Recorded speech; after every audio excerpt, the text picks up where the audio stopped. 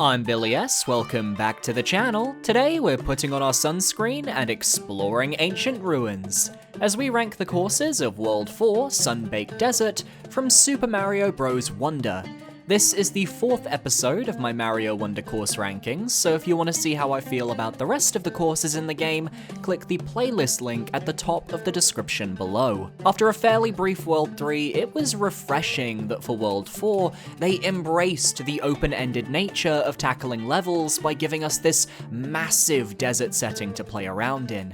Secrets hidden across the overworld map, hidden poplin shops, and some of the most inspired level design yet.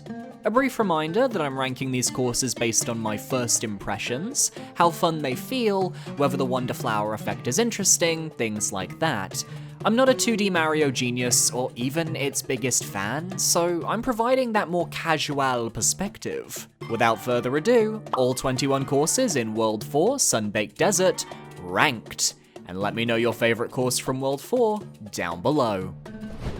Coming in last place, we have the break time course, Bouncy Tunes. Another sequence of collecting flower coins while listening to classic Super Mario Bros. Music, in this case Delfino Plaza from Super Mario Sunshine. It's a cute little break time concept, but we've seen it before in the game at this point. It just doesn't have that same effect the second time around. I like hearing the Sunshine music though, and speaking of, maybe check out my Super Mario Sunshine review from earlier this year, link in the card in the top right corner. It only got like 200 views. At number 20, we have the break time course, Treasure Vault.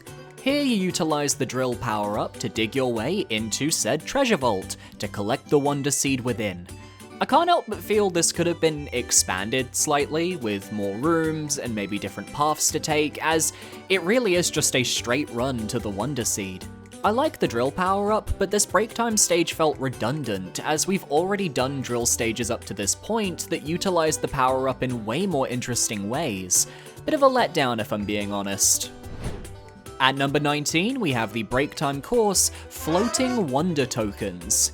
Here you bounce on the various bloops to collect flower coins to summon the Wonder Seed. It's a simple concept that we've seen before, but it's well done and features the new bloom enemies. Break time stages that give new enemies a chance to shine will always get a little boost from their scores from me. Still, as said, it is nothing we haven't seen before, whereas the next 3 break time stages all do something unique to stand out. At number 18, we have the break time course, Rever Run. Here you travel to the end of a conveyor belt, grab a rever from the pipe, and launch it to the left. Your goal is to quickly travel back along the zip track to hit a switch, allowing the rever to complete the puzzle and get you your Wonder Seed. It's extremely Mario Maker in its design, and incorporates a sorely underutilized enemy in this world, as revers deserved more focus. They were so interesting to me. But I'm glad, even if it's in a break time stage, that they got a good feature. At number 17, we have the break time course, Raise the Stage. Imagine my surprise to find myself surrounded by one of the other best Mario enemies of all time, Ninji. I've got a real soft spot for him, mainly due to one of my favorite YouTube channels, Outside Extra, making an extended joke about Ninji's family life, and how his dad, who is very upper class, is consistently disappointed in him. It is wild. Click the link in the description, it'll take you directly to that bit, it's great. But I digress, jumping in time with the Ninja was a nice little rhythm minigame, and I thought it was super cute. Little did I know this was just the precursor, because I managed to find this break time stage before finding the actual Ninja course. But we'll get there much later. At number 16, we have the final break time course of World 4, Lights Out. I wasn't really sure what the gimmick was going to be when I first spawned in, deciding to collect the coins before hitting the nearby switch, only to find myself plunged into darkness, and realizing I had to remember where to jump to reach the Wonder Seed.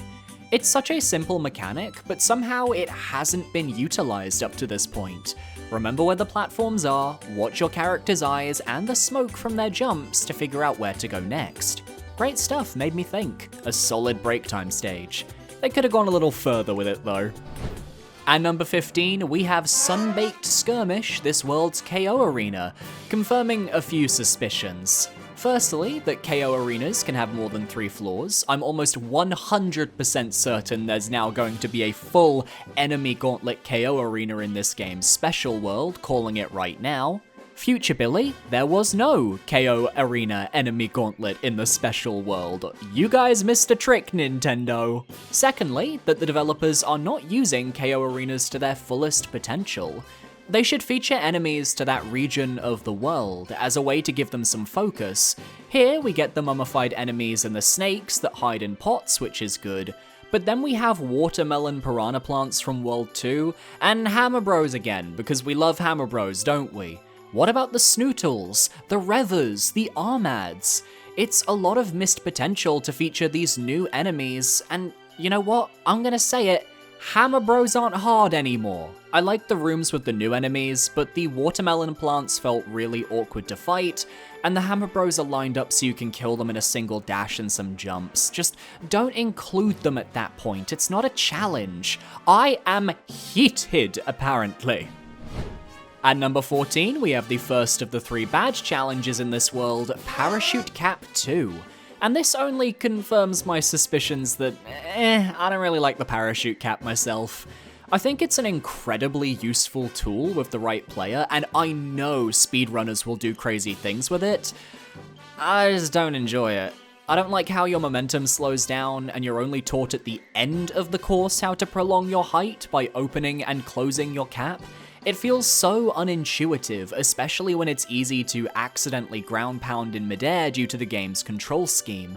And I am aware you can change the ground pound settings in the controls, but I'm already 4 worlds in, I'm stubborn, I'm not changing controls now. Sometimes you just don't click with an ability, and that's okay, but I do appreciate the extra challenge in difficulty with this course to collect the optional flower coins. I had a few fails here, so it is sufficiently tough. At number 13, we have the second badge challenge course, Invisibility 1. I was wondering when we'd see one of Mario's famous troll power-ups. Given you can get the invisibility cap in Mario Odyssey, it makes sense they bring over one of the game's toughest challenges to 2D Mario. When you're in a building or near a wall, you can see a shadow of your character and you won't startle enemies. But once you're outdoors, you only have the smoke from your character's movements to go off of. It's one of those hard challenges that is self-aware on how brutal it is, and I really like that. Using the bull rush to progress through the level, collect flower coins, and even reach the flagpole felt really good. I'm dreading a potential Invisibility 2 course, though. At number 12, we have the final badge challenge course, Crouching High Jump 2. Now this is a power-up I can get behind. The crouching high jump felt intuitive the first time I got to learn how to use it, and now getting to take on a level that's more challenging really brings out its potential. The height of the jump is satisfyingly high.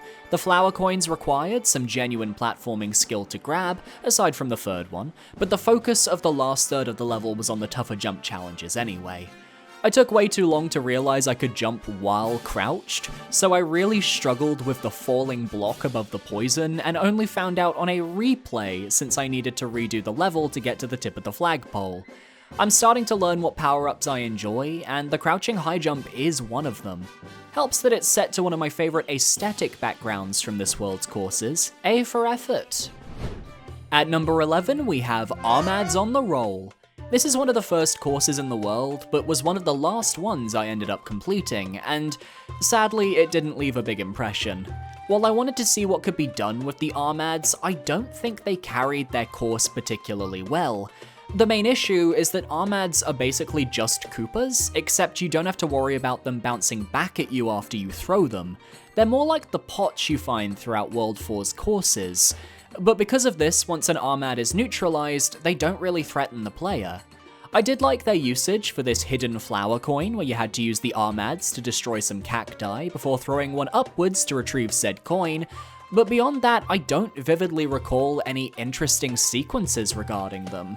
Instead, I was too busy cheering about the appearance of classic Mario enemy, the Pokies, as they inhabit the second half of the level, and they're made slightly more threatening with this world's Wonder Flower effect, which is a simple speed-up time sequence. Everything moves extra fast, so you have to navigate speedy obstacles while being speedy as well. Not the most exciting usage of this effect, but it made the level quicker to get through, which was ultimately how I felt as I reached the flagpole. Glad it was over, and I probably won't remember it in the future. At number 10, it's a massive step up from our previous course as we face Valley Full of Snootles. Here you have to navigate a series of platforming challenges while avoiding the titular Snootles. They're these green wheels that roll around and jump towards you on their way to the left of the screen. What I like though is that the level design is actually built around their jumps, allowing them to be a consistent threat and not something you just hop over once and be done with. They go down to a simple fire flower, which shouldn't be a shock to anyone, but can be overwhelming if you're not careful. There are also these triangular jelly-like bounce platforms that you can use to make some tricky jumps. I really liked how they felt, and I want to see them used more often in future courses. This level's Wonderflower effect is the opposite of the last course we talked about, slowing down time to a crawl, which is especially useful since the second half of the level throws a lot of enemies at you, giving you time to react due to the slowness. I tried going through this level at normal speed, and while it's obviously possible, it's definitely a step up in difficulty. I really wish we saw the Snootles outside of this one level, because I really liked them, and I felt they could pair really well with the Hoppycat enemies from World 3. There's not much else to this level, I just think the enemies and the platforming are memorable. Viewer, you found me, I'm yours. And now that I've got your attention with a niche reference, I'm trying to reach 20,000 subscribers by summer of 2024, and you, yes you, can help. Look at how many of you aren't subscribed to the channel, so be sure to parry that subscribe button to stay up to date on all my latest rankings. Back to the video. At number 9, we have Bloops of the Desert Skies, the introductory level for this world's main platforming enemy type, the Bloops. These balloon creatures can be bounced on multiple times as they move through the air, challenging the player with some tricky jumps if you want to collect every collectible. I love how goofy they look, and also how fragile they are. Jump at them from below and you can pop them with your fist, hit them with a fire flower and they combust. Very realistic weaknesses, I have to respect it. The level is gorgeous with this blue-hued nighttime sky. There's a point where you get to admire the full moon with a flower, and it's a reminder of the super strong visuals at work in Super Mario Wonder. The bloops are mainly used as level hazards here, as they can bounce you and enemies around if you run into them, creating an incredibly difficult final run to the flagpole, with them dropping those fake Goombas on you that creates damage I couldn't really avoid. I also struggled a ton with the flagpole here, as I had to keep killing myself to respawn those final bloops, but it's this level's wonder effect that gets it high on this list. You turn into a balloon yourself, giving Luffy One Piece vibes as you rise up into the sky, avoiding enemies and collecting power stars on your journey to find the Wonder Seed at the peak. I don't mind that a lot of wonder effects have you jumping high into the sky, but I definitely preferred the Hoppycat form from World 3 over the balloon form they used here. At number 8, we have Flight of the Bloomps, the harder course featuring the Bloomps that has a purer focus on platforming. Here you're dealing with various different setups as you ride the Bloomps from left to right, collecting flower coins as you go. I really like the secret area where you're actively having to duck under the bloops, lest they bounce you back into spike pits, complete with a flower who complains about you trying to take his hiding spot. The Wonderflower effect comes in quite early in the level, summoning 2 gigantic bloops that you can bounce on while collecting coins.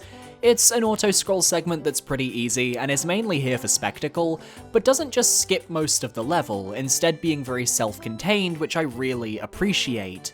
This is a 4-star difficulty level after all, but honestly, I didn't really feel the challenge that much. The sequence with the bloops falling down that you have to bounce off of made me nervous, but after that it's just a straight shot to the flagpole and you're done. I appreciate the challenge setups, and I'm glad this course didn't overstay its welcome, but I think it could have been a smidge more difficult to warrant that 4-star rating. At number 7, we have the Search Party stage, Pipe Park. Like the other Search Party stages, it's recommended to play in multiplayer as you and the players around you puzzle your way to the flower coins you need to collect. And I definitely preferred this level to the one in World 3. Pipes are always a fun time, and having players who could show me a few correct pipes to go down saved a lot of time. I like the little foreground, background segment with the hidden pipe, thank you to the Luigi who led me to my prize, and the flower coin you have to pull out by finding 2 hidden blocks to get the height you need. Great stuff. Pushing the pipe on the upper level worked wonders, and I think I stumbled on the final flower coin just by using my drill ability. I have to wonder how you get up to it without the power-up. I almost wish these search party levels were expanded into larger experiences because it shows the potential of the Mario Wonder co-op, but they're just over too quickly for me to truly think, wow, that's amazing. Bite-sized experiences that satisfy me, but leave me wanting more. Missing out on our top 5, we have the Sunbaked Desert Palace. If the previous palace levels attempted to shake up the formula a little bit, Sunbaked Desert Palace was about as traditional a classic Mario Castle level as you could get. Fire bars? Check. Thwomps? Check. It felt so familiar, but also utilized some of the new mechanics like those rolling stone boulders that were featured throughout this world. And this palace was another case of a level that is made up by its wonder effect, which you collect very early on. It utilizes both the speed up and slow down mechanics we talked about previously, shifting between the two every couple of seconds, which means you have to time your jumps and moves so you avoid each of the obstacles during the right time frame. Having to deal with slow falling thwomps and fast moving firebars kept me on my toes, and made this traditional fortress level feel a little more exciting. Without that wonder effect, it would have just felt too generic if I'm honest. The battle with Bowser Jr. was fine. I like that he uses the water taken from the desert to fight you, and the way the battle gets tougher with the water bubbles, then the water on the ceiling, and then adding spikes to the lower half of the arena is really well designed. My question, why did Bowser Jr. have to be the boss of this palace? Surely you could have come up with an original enemy design that just uses the same mechanics. I know 2D Mario isn't known for its boss fights, but New Super Mario Bros. DS is still the king when it comes to unique encounters, and it's not even close. In Nintendo's most creative game possible, they have created the most uncreative boss fights. At number 5, we have the hidden course, Ninja Jump Party. From this point on, World 4 has banger after banger, and when I discovered the hidden rave behind the sandfall near the overworld oasis, I was hyped. Ninja's Jump Party takes the rhythm-based platforming we've seen across the Mario games and applies it to their club night. Here, you collect the Wonder Flower to gain access to their hideaway, and begin platforming after 5 flower coins to summon the Wonder Seed, on top of the collectible trio of purple flower coins hidden throughout. But the trick is that you need to jump in time with the Ninja. Wait 3 seconds, jump. Wait 3 seconds, jump again. You'll know you've done it right when the stage lights up and all of the obstacles and platforms start moving on this time frame, so jumping correctly rewards you with stage progression. I love the Piranha Plant disco balls, I love the sassy wiggle the ninjas have as they dance. Shantae, you stay, Ninja. And the fact that some of the collectibles can only be obtained when the ninjas are at maximum slayage is the cherry on top, giving the player a reason to appease their ninja overlords. The only aspect of this level I disliked is that if you mess up the flagpole jump at the very end, you don't have the height to get back up without using a specific badge, so I ended up having to go through the level a second time with the floaty jump badge to guarantee I got the flagpole. Or maybe I just wanted to party with the ninjas again, who knows? Coming in at number 4, we have Rolling Ball Hall, a cavernous course where the main gimmick are the spiked rolling balls you can use to break portions of the level, allowing you to access collectibles and progress. Side note, I think the intro sequence of the player sliding down the hill to the left into frame is so cute. With the elephant power-up, you're able to hit the spiked balls away from yourself, a nice touch, and I love that because this level has so many slopes, you're able to slide down and rack up a lot of enemy kills. This stage is the only one here to feature the Rever enemies. They look like dry bones dogs, and when you pull their chain, you can send them revving in the direction they're facing, allowing them to break one-high blocks. They use super effectively to collect flower coins and look absolutely adorable to boot. Put them in the next Mario Kart, Nintendo. It's criminal they weren't used again outside of this level in World 4, and I won't stand for it. The best part of the level though is the wonder effect, as collecting it causes the world to tilt, releasing a gigantic spiked ball that chases you down a large cavern. You then have to collect 5 flower coins, with each flower coin causing the cavern to tilt again, sending you in a different direction, and sending more spiked balls after you. It's that Indiana Jones boulder sequence at its finest, and I almost thought I wouldn't make it towards the end, which is the perfect amount of tension for a set piece like this. A really solid level gimmick that does about all it possibly could, totally deserving of the accolades coming its way. Taking today's bronze, we have the Color Switch Dungeon, one of the 2 levels that take place within palace-like structures. Immediately, the layout is very reminiscent of the ghost houses from classic 2D Mario, including puzzling rooms to solve, doors you can unlock, and various different twists and turns on your way to the exit. Here, the gimmick is simple. The dungeon is filled with red and blue color switches, which change the environment. Platforms appear and disappear, zip panels will shift directions, and it's your goal to get through the level unscathed. While the earliest puzzles involve pretty simple platforming, by the time you reach the final room and you're having to collect a key, then loop around to the starting point of the room via conveyor belts to reach a small drop leading to the exit, you can tell they put a lot of thought into each challenge. This level's wonder effect features a ghostly shadow Mario that chases you through a portion of the level, and I can't be the only person who immediately thought of level 2 from Celeste here, right? The spooky ghost chasing a normal person through a series of corridors, copying the player's movements as you platform your way to safety. I mean, if it was normal Shadow Mario, I wouldn't make the distinction, but as said, it was a ghost. I see you, Nintendo. I see you. They managed to squeeze out so many puzzles from these color switches that I'm just generally impressed. At number 2, my silver medal goes to The Desert Mystery, which also happens to be the first main course I took on in my playthrough. Here, you're journeying through a twilight desert, the sun beginning to set with the gorgeous purple and orange hues in the background. Ancient ruins litter the foreground and the background, giving the impression you're about to raid an ancient temple. Mummies litter the course, and I love their animations. You have to grab the back of their bandages and pull them so that they unspool and vanish. Such a simple concept, but taken in really fun directions. I especially love the flower coin you obtain by unspooling this mummy, but only far enough that you can bounce off his head to reach the collectible. Those pullable grapples really get a workout in this level, featured throughout, and I love them. More of this please, Nintendo, por favor.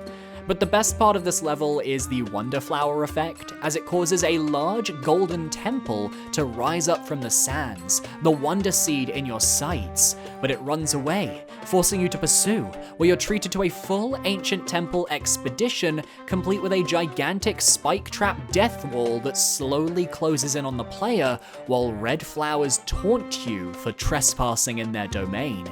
It's spooky and frightful, and my only complaint is I wanted another room or two to really soak in the craziness that I had just become Lara Croft Tomb Raider on my way through this course. Such a great level that utilizes those pullable chains to perfection, and it was almost my number 1. My favorite course of World 4 goes to Secrets of Shover Mansion. This indoor course is very similar to Color Switch Dungeon in that you're making your way through various rooms, solving puzzles to progress. Only this time, all of the puzzles are focused on pushing. And while this level is significantly shorter than previous courses, featuring only a handful of rooms, I really liked the puzzle design. This room using the foreground and the background to great effect by pushing the foreground block out of the way to reveal the door to the next area in the background, brilliant. Or what about fusing this door together to create an exit you need to escape? Or summoning a hidden door by pushing all these blocks into their correct spots?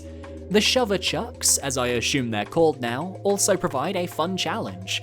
This one near the second flower coin pushing me back as I tried to wall climb up there is great placement. And this course, a classic mansion, even features a secret exit. In the final outside area, push this block into the hole to summon a pipe, leading to the second exit. It's pretty simple, sure, but it does that foreground while we see the end of the level in the background trope I just never get bored of. The Wonder Flower effect, though, is the best part of this level. Here, a gigantic Bowser statue is revealed and begins getting pushed towards you. And for my first attempt, I thought, oh, I can push it back, and I engaged in a battle with the shovers. All the while, a flower from off-screen was trying to get my attention. I was wrongly assuming that something would save me right before I got crushed, but then I died. I wonder if everyone else had this experience too. I know I'm not the only one. Then, on a repeat, I realized I could push the right wall, creating this large chase sequence where I had to keep pushing various walls and blocks to get to the Wonder Flower.